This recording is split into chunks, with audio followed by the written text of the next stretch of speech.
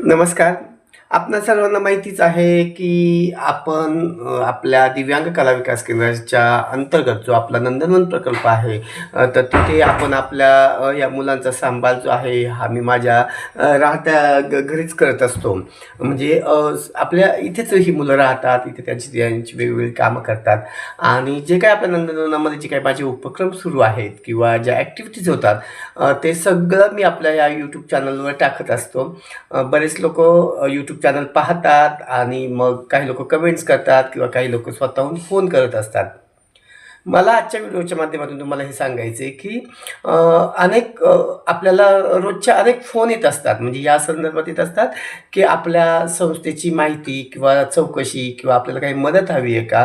किंवा नवीन ॲडमिशन मुलांना ठेवण्याबाबत आपल्याला फोन येत असतात. आज देखील मला एक फोन आला सकाळी आणि ते मला सांगत होते, की तुमच्या इथे किती फीज घेतात किंवा मुलांकडनं तुम्ही काय घेता?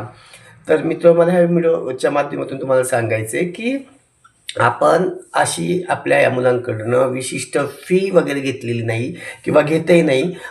जे काही स्वखुशीनं काही पालक देत असतील ते आपण स्वीकारत असतो एक देणगी स्वरूपात, ज्याची त्यांना रीतसर आपण पावतीही देत असतो. पण मला हे सांगायचं आहे, की बऱ्याचदा लोकं फोनवर चौकशी करतात. मग कुठून सांगली, सातारा, पुणे, कराड अगदी महाराष्ट्रभरातून फोन येत असतात आणि ते लोकं विचारत असतात.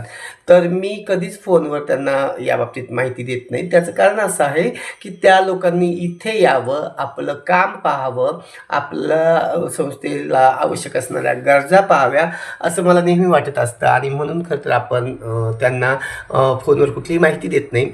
तर शक्य झाल्यास ज्यांना कुणाला आपल्या संस्थेबद्दल माहिती घ्यायची, तर त्यांनी आपलं हे यूट्यूब चॅनल बघावं, नाहीतर प्रत्यक्ष यावं.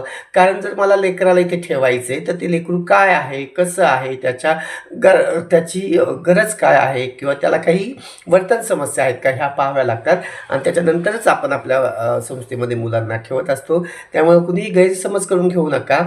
परंतु शक्य झालं तर आपल्या संस्थेवर येत जा, इथे काम पाहत जा.